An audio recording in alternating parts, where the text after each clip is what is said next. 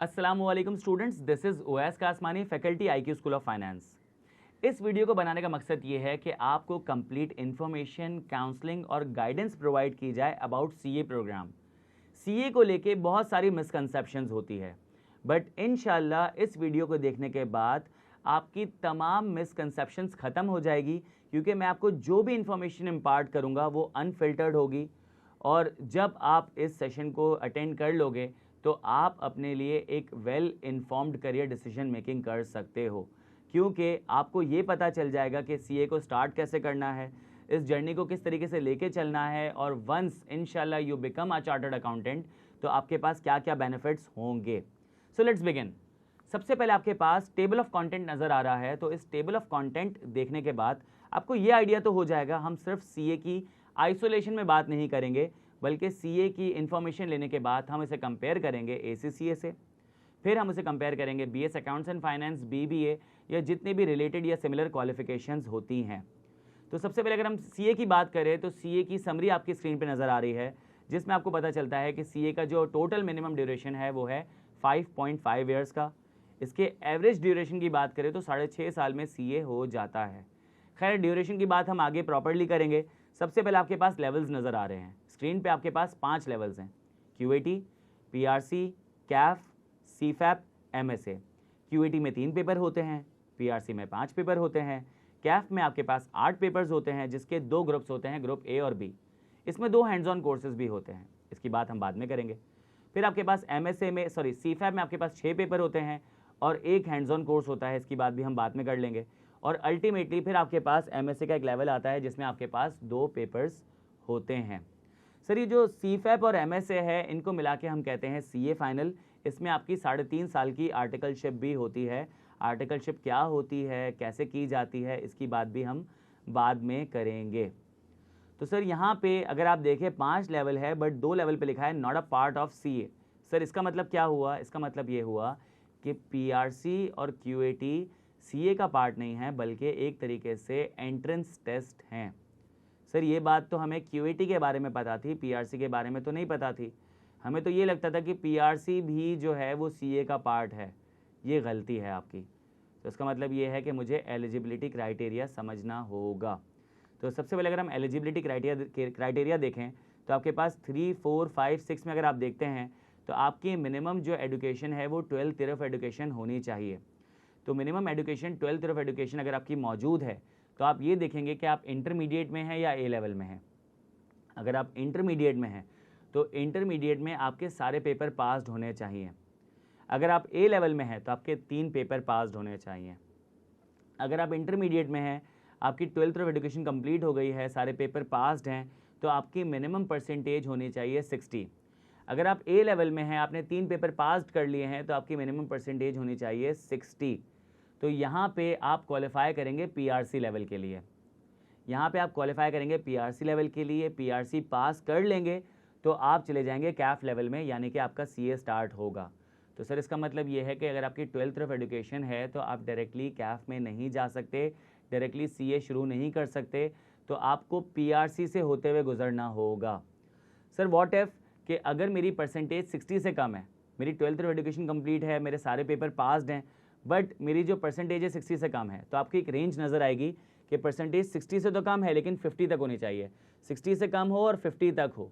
तो सर अगर परसेंटेज 60 से कम है और 50 तक है और आपके 12th ऑफ एजुकेशन कंप्लीट है, आपके रेलिवेंट पेपर सारे पास्ड हैं, तो सर इसका मतलब ये है फिर आपको क्यूएटी का टेस्ट देना होगा। तो यहाँ पे ये होगा, आपके पास 2 ब्रिजेस होंगे। पहले आप क्यूएटी का पेपर पास करेंगे, फिर आप पीआरसी के पेपर पास करेंगे, और फिर अल्टीमेटली आप कैफ में या सीए में एंटर हो जाएंगे। तो यहाँ पे आपकी रिक्वायरमेंट 3, 4 और 5 6 आपकी मैच कर रही है।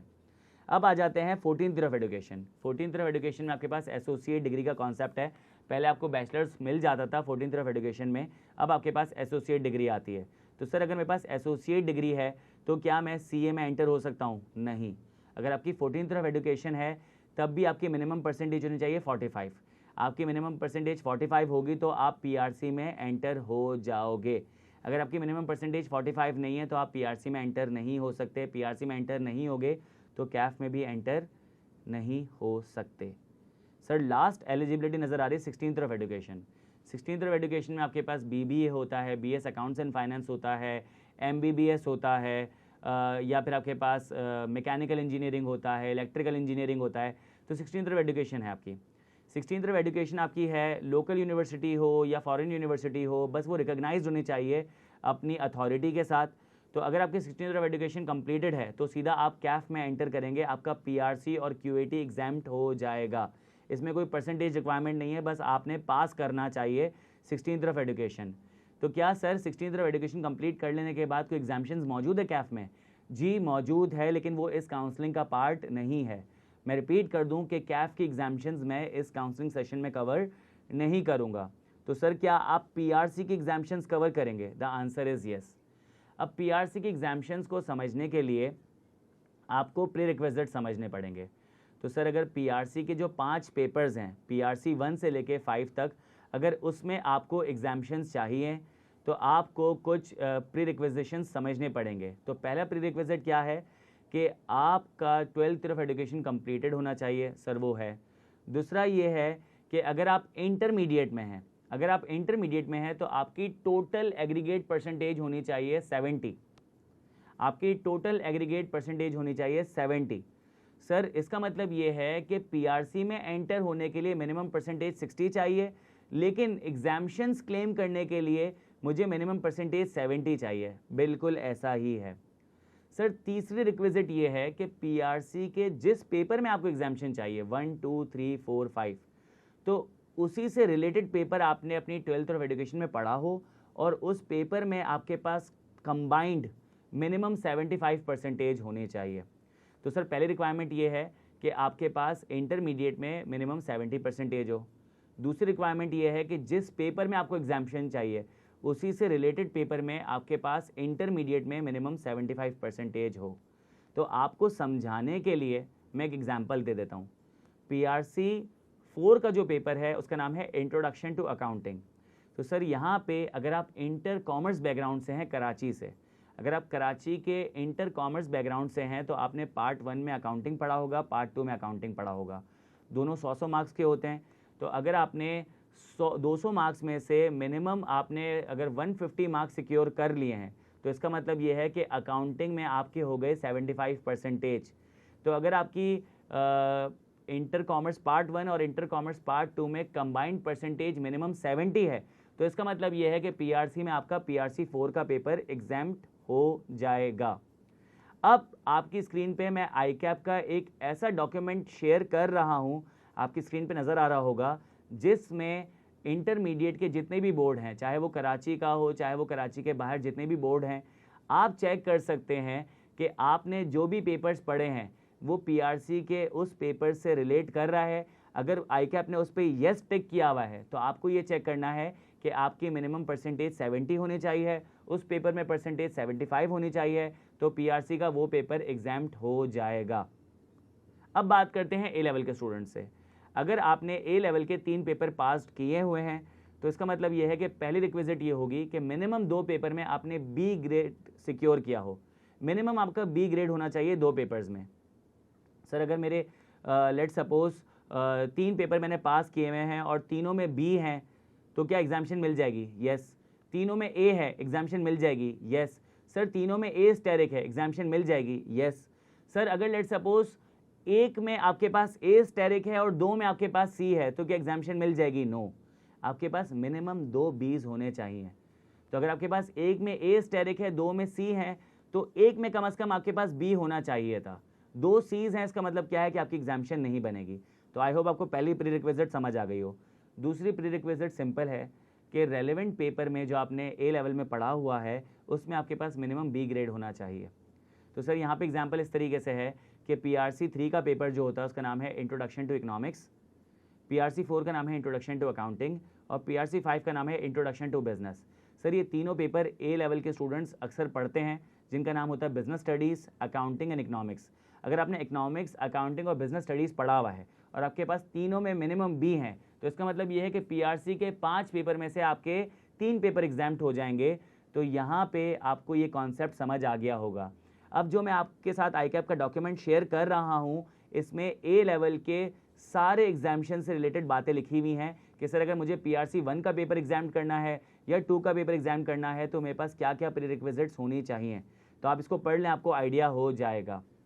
तो सबसे पहले मैंने बात की PRC की एलिजिबिलिटी की कि PRC में इंटर और A लेवल का बच्चा कैसे जो है एंटर होता है, और PRC में एंटर हो जाने के बाद PRC के पेपर की एग्जामिशंस को किस तरीके से क्लेम करता है।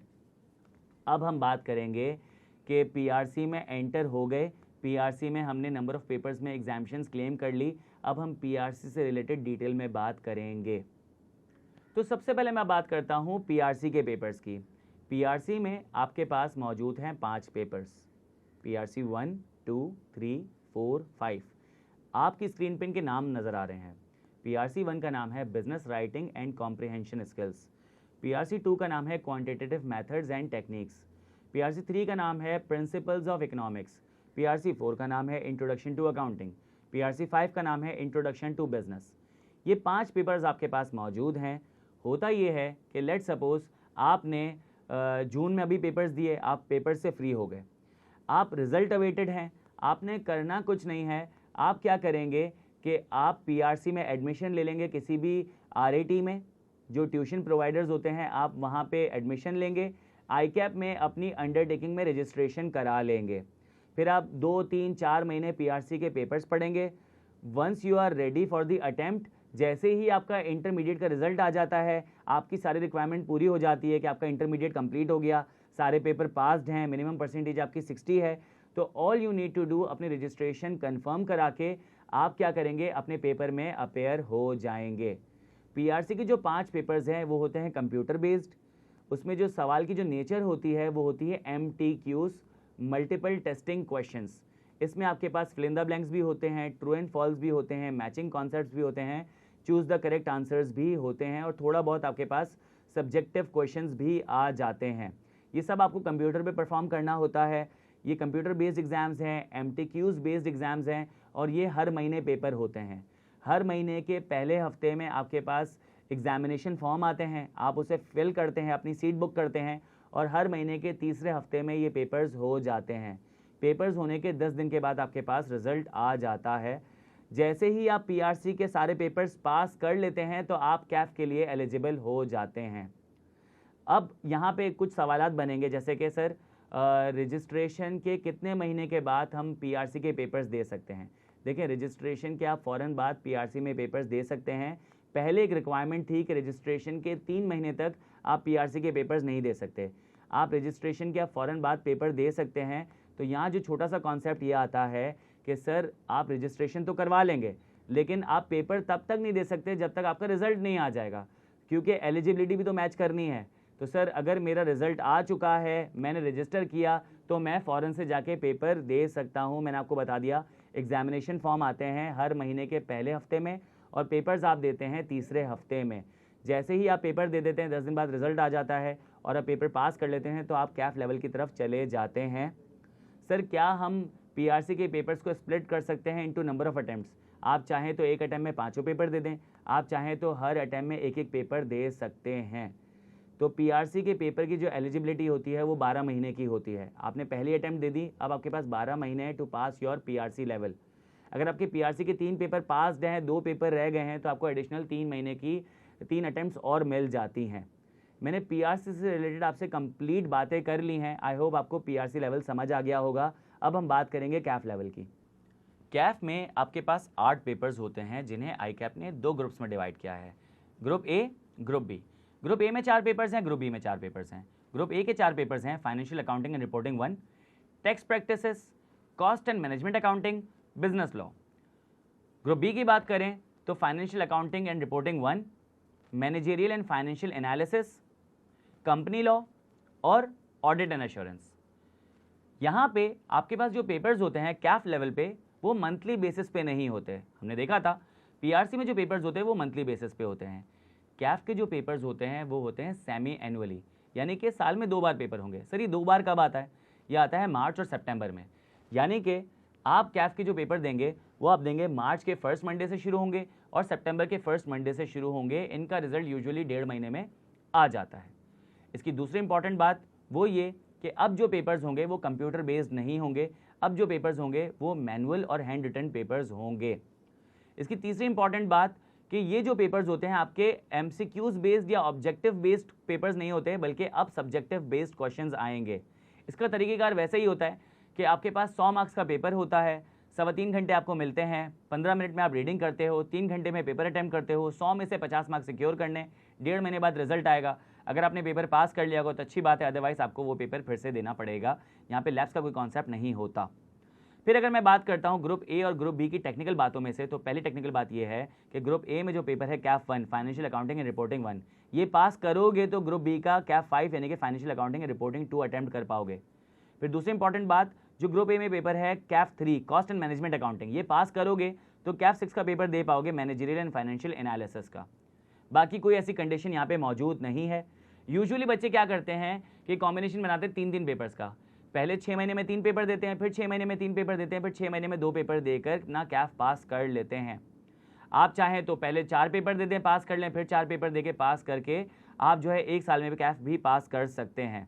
और अगर कोई और कॉम्बिनेशन बनाए तो बना सकते हैं। यूजुअली 3 या 4 पेपर का कॉम्बिनेशन होता है। कैफ की सारी टेक्निकल बातें कर ली। सर इसमें हैंड्स ऑन कोर्सेज नज़र आ रहे हैं। देखें, हैंड्स ऑन कोर्सेज को फिलहाल समझने के लिए आप समझें कि ये जो कैफ के 8 पेपर्स हैं, ये आपकी नॉलेज और आपकी इन्फॉर्मेशन में इजाफा कर रहे हैं। इस नॉलेज और इन्फॉर्मेशन को टेस्ट किया जाता है पेपर्स के थ्रू। ये जो हैंड्स ऑन कोर्स है, ये आपकी नॉलेज और इन्फॉर्मेशन टेस्ट नहीं कर रहे होते, बल्कि ये आपके स्किल सेट्स को इन्हांस कर रहे होते हैं। कुछ स्किल्स आपकी होती हैं जो कि सॉफ्ट स्किल्स होती हैं, कुछ आपकी टेक्निकल स्किल्स होती हैं। जो पीपीई है, इसका नाम है प्रेजेंटेशन एंड पर्सनल इफेक्टिवनेस। ये बेसिकली करता ये है कि ये जो आपकी सॉफ्ट स्किल्स होती हैं, जैसे कि presentation skills, communication skills, negotiation skills या इसके अलावा इंटरपर्सनल स्किल्स, इन सबको इन्हांस कर रहा होता है। आपका कॉन्फिडेंस लेवल, एक्सपोजर और बहुत सारी चीज़ों को बेहतर कर रहा होता है।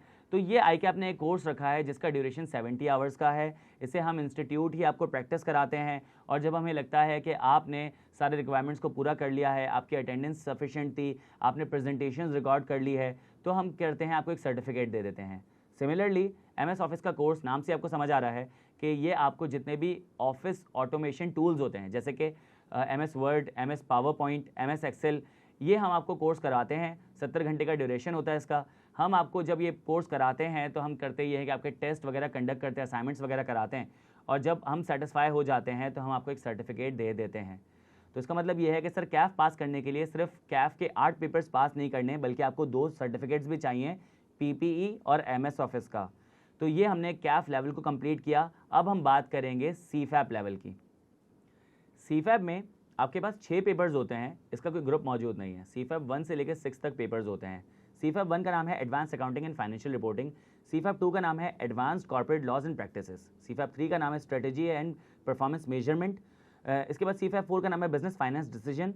CFAP 5 का नाम है tax planning and practices. CFAP 6 का नाम है audit assurance and related services. इसके अगर पेपर्स की बात करूं तो इसके पेपर्स भी जो साल में 2 बार होते हैं, इस बार जो साल में 2 बार पेपर होते हैं वो मार्च सितंबर नहीं बल्कि जून और दिसंबर है। तो जून और दिसंबर में इसके पेपर्स होते हैं। Similarly first Monday of June और फर्स्ट मंडे ऑफ दिसंबर से पेपर होते हैं, और इसका रिजल्ट भी 1.5 महीने में आ जाता है। आज की तारीख तक ये जो पेपर्स होते हैं, ये होते हैं आपके मैनुअल हैंड रिटन पेपर्स होते हैं। इसमें भी सेम तरीक़ेकार है कि 100 मार्क्स का पेपर आता है, 3.25 घंटे होते हैं, 15 मिनट रीडिंग टाइम होता है, और 3 घंटे में पेपर करना होता है, 50 मार्क्स सिक्योर करने होते हैं। लेकिन फ्यूचर में जाते जाते ये papers Aahista Aahista computer based होते चले जा रहे हैं। इसमें जो आंसर्स होते हैं वो सब्जेक्टिव बेस्ड आंसर्स क्वेश्चंस होते हैं, आपको अकॉर्डिंगली आंसर करना होता है। इसमें भी आपके पास जो हैंड्स ऑन कोर्सेज हैं वो 2 हैं। एक का नाम है डाटा मैनेजमेंट एनालिटिक्स और दूसरे का नाम है फिनटेक। लेकिन ये दोनों कोर्सेज आपको नहीं करने, इन दोनों कोर्सेज में से आपको एक कोर्स कंप्लीट करना है। तो ये हमने बात कर ली CFAP लेवल की। इसके बाद हम बात करते हैं MSA लेवल की। MSA में आपके पास 2 पेपर्स होते हैं, एक का नाम है फाइनेंशियल रिपोर्टिंग एंड एश्योरेंस और दूसरे का नाम है मैनेजमेंट। इसके जो पेपर्स हैं वो भी साल में 2 दफ़ा होते हैं, जून और दिसंबर में, लेकिन इसके जो पेपर्स होते हैं वो होते हैं कंप्यूटर बेस्ड। तो आई होप कि CA के सारे पेपर्स आपको समझ आ गए होंगे। अब हम बात करते हैं CA के पूरी जर्नी की, क्योंकि अभी हमने आइसोलेशन में पेपर्स डिस्कस किए हैं, लेकिन हर लेवल के बाद दूसरे लेवल पे कैसे जाया जाता है अब उसे डिस्कस करना है। अब जब सारे लेवल्स आपने आइसोलेशन में समझ लिए हैं, अब करते ये है कि इन्हें इंटीग्रेट करके CA की पूरी जर्नी समझते हैं। देखें, आपने CA स्टार्ट करना है तो आपकी 16th ऑफ एजुकेशन या उससे ज़्यादा एजुकेशन होगी, तो आप कैफ लेवल में एंटर हो सकते हैं। बट सर अगर मेरी क्वालिफिकेशन जो है वो 16th ऑफ एजुकेशन नहीं है, 14th ईयर है या 12th ईयर है, तो उसका मतलब ये है कि आप कैफ में डायरेक्ट एंटर नहीं हो सकते, आपको पीआरसी से होते हुए गुजरना होगा। बट सर अगर एलिजिबिलिटी में पीआरसी भी नहीं आता तो पहले आप क्यूएटी पास करेंगे, फिर आप पीआरसी में जाएंगे, पीआरसी पास करेंगे, फिर पीआरसी के बाद आप कैफ में एंटर हो जाएंगे, यानी कि सीए शुरू कर देंगे। कैफ में आपके पास 8 पेपर्स थे और 2 हैंड्स ऑन कोर्सेज मौजूद थे। आप ये सारी चीज़ें कंप्लीट कर लेंगे तो आप एंटर होंगे सीए फाइनल में। सीए फाइनल में आपके पास 3 चीज़ें होती हैं, कैफ सीफैप लेवल, एमएसए लेवल और आर्टिकलशिप। सर आर्टिकलशिप तो आपने समझाया नहीं, तो आर्टिकलशिप आपकी कंप्यूटर स्क्रीन पर आ रहा होगा। आर्टिकलशिप का ड्यूरेशन होता है 3.5 साल का। आपने जितनी भी चीज़ें कैफ लेवल तक आपने थ्योरेटिकली कवर की थी, अब वक्त आ गया है आप उसे प्रैक्टिकली इंप्लीमेंट करेंगे। तो होता यह है कि आर्टिकलशिप में आपकी इंडक्शन होती है, या तो ऑडिट फर्म में होती है या इंडस्ट्री होती है। फिर आपकी जब इंडक्शन हो जाती है तो फिर आप क्या करते हैं कि जो भी आपने थ्योरेटिकल चीज़ें पढ़ी थी आप उसे प्रैक्टिकली इंप्लीमेंट करते हो। 3.5 साल तक आपकी आर्टिकलशिप की जर्नी चल रही होती है। तो सर जैसे ही मैं कैफ के 8 पेपर पास कर लेता हूँ और मेरे 2 हैंड्स ऑन कोर्सेज कंप्लीट हो जाते हैं तो मैं इंडक्शन के लिए अप्लाई करता हूँ।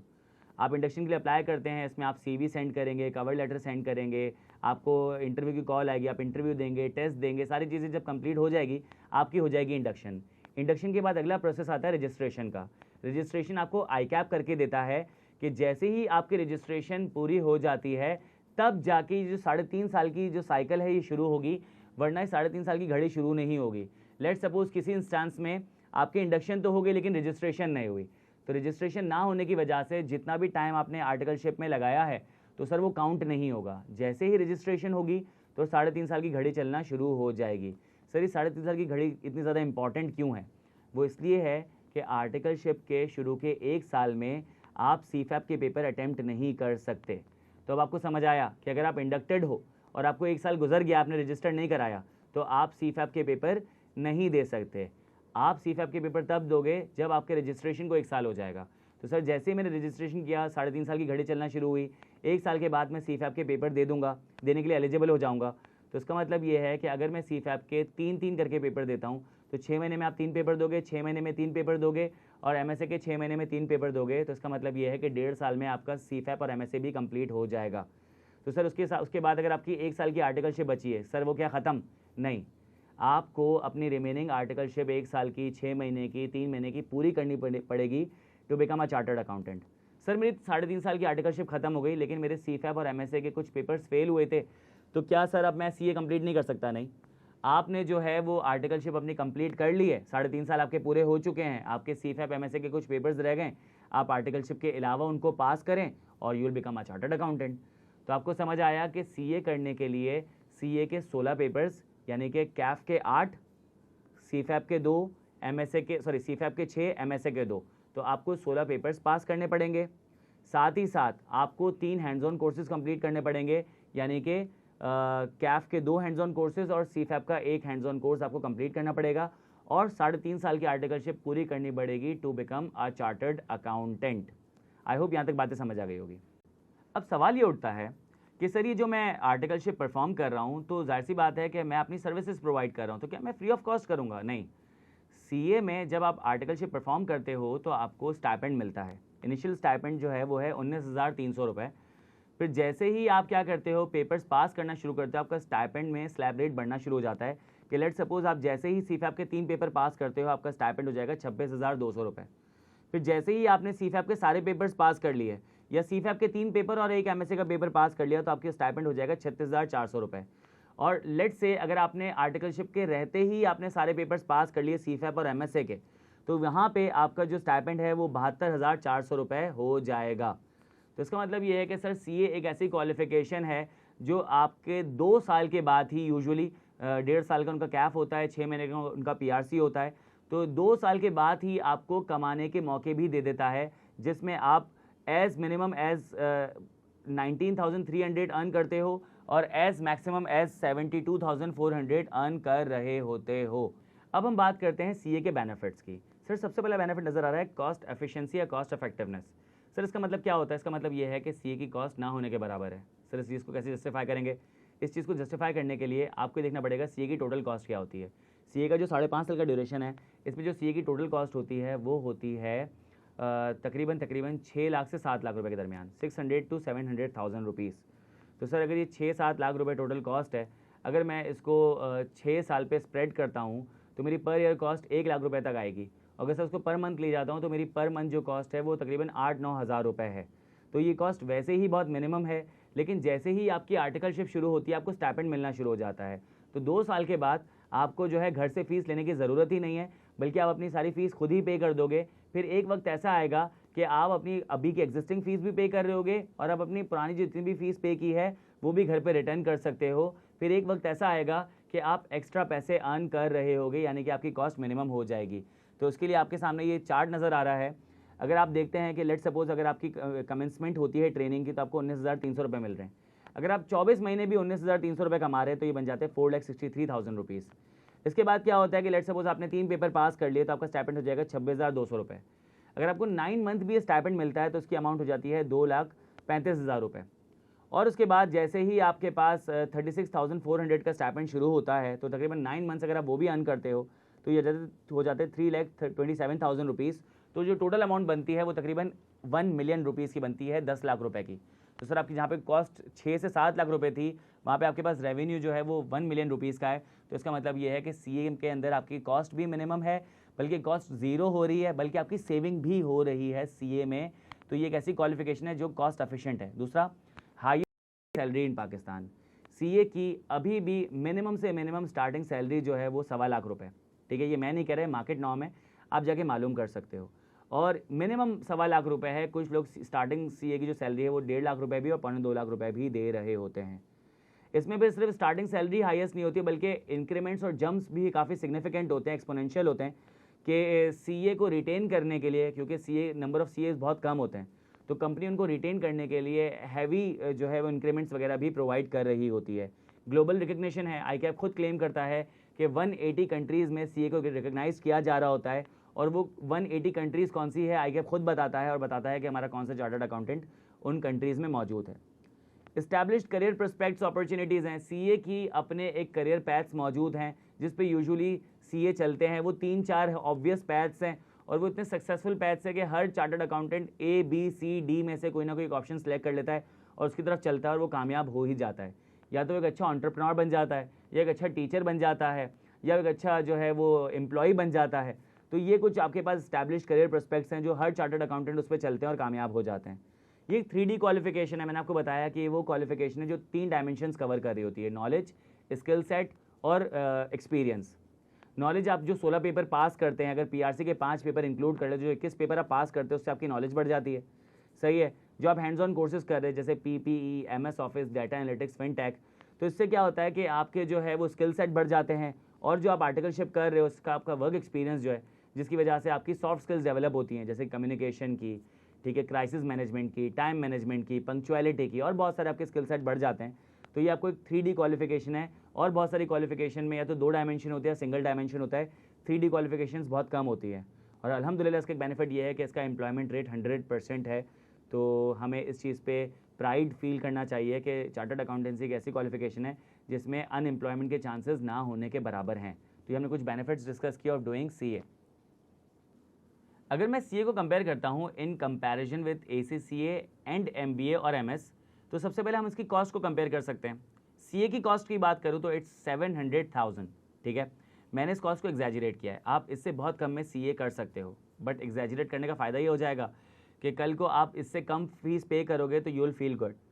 ठीक है। फिर ACCA की बात करें तो इसकी जो टोटल कॉस्ट है वो 1.2 से 1.5 मिलियन है, यानी कि 12 से 15 लाख रुपए में ACCA हो जाता है, which is comparatively higher than CA.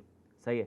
इसके बाद अगर मैं MBA MS की बात करूँ तो इसकी जो कॉस्ट वेरी करती है वो 1 मिलियन से 5 मिलियन, यानी कि 10 से 50 लाख रुपए वेरी करती है। सर ये कॉस्ट आपने कहाँ से निकाली? आप किसी भी डिसेंट यूनिवर्सिटी की वेबसाइट पे जाएंगे तो वहाँ पे उनका फीस स्ट्रक्चर दिया होता है। आप सारे सेमेस्टर की कॉस्ट को ऐड करें, एडमिशन फ़ीस को ऐड करें, एनुअल सब्सक्रिप्शंस को ऐड करें, और जितने भी चार्जेस वगैरह उन सबको ऐड कर लेंगे तो आपको जो फीस नज़र आएगी डिसेंट यूनिवर्सिटी की वो वेरी करती नज़र आएगी 10 से 50 लाख रुपए तक। ठीक है सर, ये काफ़ी ज़्यादा कॉस्ट है, लेकिन कॉस्ट पे आप डिसीजन मेकिंग नहीं कर सकते क्योंकि हर सस्ती चीज़ अच्छी नहीं होती है। तो इसका मतलब ये है कि आपको और चीज़ें भी देखनी पड़ेगी। तो दूसरा एलिमेंट आपके पास आ जाता है ड्यूरेशन। ड्यूरेशन की बात करें तो सी आपको पता है 5.5 से 6.5 साल पे हो जाता है। अगर ACCA की बात करूँ तो 3.5 साल आपको लगते हैं, और अगर मैं MBA की बात करूँ तो 4 साल BBA के और 2 साल MBA के होते, तो 6 साल की आपको ड्यूरेशन यहाँ पे भी लगती है सर। लेकिन जैसे ही मैंने जो है वो कॉस्ट को कॉस्ट से कंपेयर किया है, ड्यूरेशन को ड्यूरेशन से कंपेयर किया, व्हाट इफ मैं कॉस्ट और ड्यूरेशन को मिला के कंपैरिजन करूँ, तो मैंने क्या किया, कॉस्ट को ड्यूरेशन से डिवाइड कर दिया। तो CA में मैंने आपको बताया था कि इसकी जो पर मंथ कॉस्ट है वो 10,000 रुपये भी नहीं होती, यहाँ लिखा हुआ है 9,700 रुपये, ठीक है। अगर मैं ACCA की बात करूँ तो ACCA 28,500 रुपये, तो इसका मतलब है पर मंथ आपके पास बर्डन बढ़ जाता है। अगर मैं MBA की बात करूँ तो जो यूनिवर्सिटीज़ आपसे 10 लाख रुपये चार्ज कर रही हैं, तो उसका जो रेट नज़र आ रहा है 13,800 रुपये है, और जो से 50 लाख रुपये चार्ज करिए 69,500 रुपीज़। तो इसका मतलब ये है कि सर ये पर मंथ कॉस्ट बहुत ज़्यादा हो रही हैं। लेकिन सर इस पर भी आप डिसीजन मेकिंग नहीं कर सकते, तो आगे चलते हैं। सर हम कोई भी क्वालिफिकेशन क्यों परस्यू करते हैं, ताकि हमारी वर्थ ज़्यादा हो। तो वर्थ कैसे पता चलती है कि जब आप मार्केट में निकलते हो तो आपको स्टार्टिंग सैलरी क्या मिल रही है। तो आपके पास लिखा है एस्टिमेटेड स्टार्टिंग सैलरी, मैंने CA की लिखा हुआ है 1.25 लाख से 1.5 लाख रुपये, जबकि आपको 1.75 तक की भी मिल सकती है। तो यहाँ पे मैंने एग्जैजरेट नहीं किया, बल्कि स्टार्टिंग सैलरी को कम कर लिया। आप देखिए जहाँ पे कॉस्ट आ रही है मैंने कॉस्ट बढ़ा के दिखाई है, जहाँ पे रेवेन्यूज़ आ रहे हैं वहाँ पे मैंने वो कम करके दिखाएं, कि आपको जब इंशाल्लाह रेवेन्यूज़ ज़्यादा मिलेंगे तो यू विल फील गुड। अगर मैं ACCA की बात करूँ तो वेरी करता है 50 से 70,000 रुपये। अगर मैं MBA की बात करूँ तो 50 से 1 लाख रुपये तक को आपको स्टार्टिंग सैलरी मिल जाती है। लेकिन सर मैंने जैसा आपको बताया था कि मैंने स्टार्टिंग सैलरीज कंपेयर की है, तो सर व्हाट इफ अगर मैं कॉस्ट को डिवाइड कर दूँ स्टार्टिंग सैलरी से, तो मुझे पता चल जाएगा कि मैं जो है वो बेनिफिट कितने टाइम में हासिल कर लूँगा कॉस्ट का। CA आपको जो है 7 लाख रुपये का पड़ रहा है, तो अगर आपको CA 7 लाख रुपये का पड़ रहा है, अगर आपको 1.25 लाख रुपये भी मिल रहे हैं, तो इसका मतलब ये है कि शुरू की 5 सैलरीज में आपकी कॉस्ट कवर हो जाएगी। ACCA की बात करूँ तो आपको शुरू की 20 सैलरीज लगेंगी to cover your cost. MBA की बात करूँ तो शुरू की 20 सैलरीज लगेंगी to cover your cost. But sir मज़े की बात मैं आपको शुरू में बताकर आया कि CA इतना कॉस्ट एफिशिएंट है कि CA अपने टेन्योर के अंदर ही जो है आपकी कॉस्ट को जीरो कर देगा। तो सर इसका मतलब ये है कि CA की जो स्टार्टिंग सैलरी है आपको किसी कॉस्ट से डिवाइड करने की ज़रूरत नहीं है, क्योंकि आपकी जो 7 लाख रुपये की कॉस्ट है वो वैसे ही नेल हो गई थी। इसका मतलब ये है कि स्टार्टिंग सैलरी आपकी अपनी है। तो आप सोचें एक ऐसी क्वालिफिकेशन जिसकी कॉस्ट नहीं है, स्टार्टिंग सैलरी ज़्यादा है, तो सोचें कि आपको कितना ज़्यादा वैल्यू किया जा रहा है। तो सर CA हमसे चाहता क्या है, CA आपसे चाहता है डेडिकेशन, कमिटमेंट, कंसिस्टेंसी, फोकस, ठीक है। आपसे हार्ड वर्क चाहता है, स्मार्ट वर्क चाहता है, प्लानिंग चाहता है, डिसीजन मेकिंग चाहता है। तो अगर आप ये सारी चीज़ें कर देते हो, क्या इसकी कॉस्ट है? नहीं, इसकी कोई कॉस्ट नहीं है। ये सिर्फ आपके ऊपर डिपेंड करता है। अगर आप सारी चीज़ें CA को देते हो तो आप चार्टर्ड अकाउंटेंट बन जाओगे इंशाल्लाह। जब आप चार्टर्ड अकाउंटेंट बन जाओगे इंशाल्लाह, तो आपको ये फ़ायदा मिल रहा है कि आपकी कॉस्ट नहीं है और आपकी स्टार्टिंग सैलरी हाईएस्ट है। इंक्रीमेंट की बात करें तो CA का मिनिमम अगेन जो इसका इंक्रीमेंट होता है वो 30 to 40% होता है। मैंने इसको 20 to 30% बताया है। शुरू के 12 महीने में आपका जो इंक्रीमेंट है वो 30 से 35% बढ़ जाता है। तो इसका मतलब ये है कि अगर सर मेरी स्टार्टिंग सैलरी 1.5 लाख रुपए है, उसमें अगर आप 30% इंक्रीमेंट बढ़ाते हो तो उसका मतलब ये 2 लाख रुपए हो जाएगी 1 साल के अंदर। तो सर इतना ज़्यादा आपको वैल्यू किया जा रहा है। और अगर मैं बात करता हूँ ACCA की तो 10 to 15%, MBA की 10 to 15%। तो सर ऐसा क्यों है कि उनकी सैलरीज भी कम है, स्टार्टिंग सैलरी भी कम है और जो है उनकी इंक्रीमेंट्स भी कम है? यहाँ पे बात आती है डिमांड और सप्लाई की।